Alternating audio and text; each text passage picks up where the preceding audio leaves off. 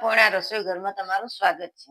ચાલો આજે આપણે કાઠિયાવાડી સ્ટાઇલ ચટણી બનાવવાની છે. તેની માટે આપણે 1 કપ આપણે લસણ લીધું છે, એ આપણે ખાણીમાં નાખી દઈશું. અને આપણે 1 ચમચી મીઠું લીધું છે, આ સ્વાદ પ્રમાણે મીઠું લેવાનું તમારે. 1 કપ આપણે મરચું લીધું છે અને આપણે 1 ચપટી હિંગ લીધી છે. પહેલા આપણે આ લસણને ખાંડી લઈશું. ચલો જો આ રીતે આપણે લસણ ખાંડી લીધું છે. આપણે લસણની અંદર મીઠું નાખી અને ખાંડીએ તો લસણ થોડું કે બહાર ઉઠતું નથી અને એકદમ ઝીણું સરસ ખંડાય છે. હવે આપણે આની અંદર આ મરચું નાખી દઈશું અને એકદમ વ્હાઈટ લસણ રહેશે, લસણનો કલર પણ બદલાતો નથી. હવે આપણે આના પણ ખાંડી લઈશું. રીતે આપણે જો ખાંડી લીધું છે મરચું. હવે આપણે આને એક વાસણમાં કાઢી લઈશું. આ રીતે આપણે મોટું વાસણ એમાં કાઢી લેવાનું છે મરચું. આની અંદર હવે આપણે 1 ચમચી જેટલું તેલ નાખવાનું છે. એમાં પાણીનો ઉપયોગ બિલકુલ નથી કરવાનો અને આપણે આને મિક્સ કરી લઈશું.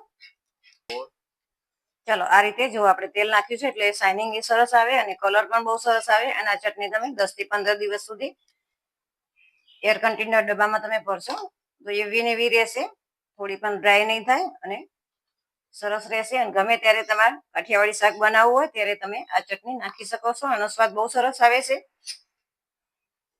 ચલો હવે આપણે આટલું મરચું રાખ્યું છે અને આપણે જે તતરાવેલું મરચું કહીએ ને એ મરચું આપણે બનાવવાનું છે. હવે આમાં આપણે ચપટી હિંગ નાખીશું, મિક્સ કરી લઈશું અને આપણે જે પ્રમાણે તમારે તેલ જોતું હોય એ પ્રમાણે, રસાવાળી ચટણી જોઈએ એ પ્રમાણે આપણે તેલ નાખવાનું છે. કારણ કે આની અંદર આપણે પાણીનો બિલકુલ ઉપયોગ નથી કરવાનો. સરસ મિક્સ કરી દઈશું તેલમાં. જો આ રીતે આપણે તેલ નાખી અને મિક્સ કરી લીધું છે. હવે આપણે આને ગરમ કરી લઈશું. આપણે ગેસ ઉપર મૂકી દીધી છે નાની કઢાઈ. હવે આપણે આને સખત હલાવતું રહેવાનું છે અને સાંતળતું રહેવાનું છે આને. ચાલો જો આ રીતે આપણે ગરમ થઈ ગયું છે. આને વધારે ગરમ નથી કરવાનું, એકદમ ધીમા આંચે થોડુંક જ ગરમ, તેલ છૂટું પડે એટલું જ આપણે ગરમ કરવાનું છે. તો આપણું આ તતરાવેલું મરચું તૈયાર છે. તો આ મરચું તમે 4-5 દિવસ સુધી ખાઈ શકો છો. જો આ રીતે આપણે રિંગ વાળું જે ઢાંકણું હોય એર કન્ટેનર એમાં જ આપણે લેવાનું છે. એટલે આપણે ફ્રીજમાં મૂકીએ તો એમાં વાસ આવે નહીં. નહીતર જો એમને કોઈ પણ એમને બહાર હવા જાય એવા ડબ્બામાં તમે ભરશો તો આખા ફ્રીજમાં લસણની વાસ આવશે. તો તમારે આ રીતે જ ફ્રીજમાં રાખવાની ચટણી. તો તમને આ રેસીપી વિડીયો ગમ્યો હોય તો લાઈક કરો, શેર કરો અને સબસ્ક્રાઈબ કરવાનું ભૂલતા નહીં.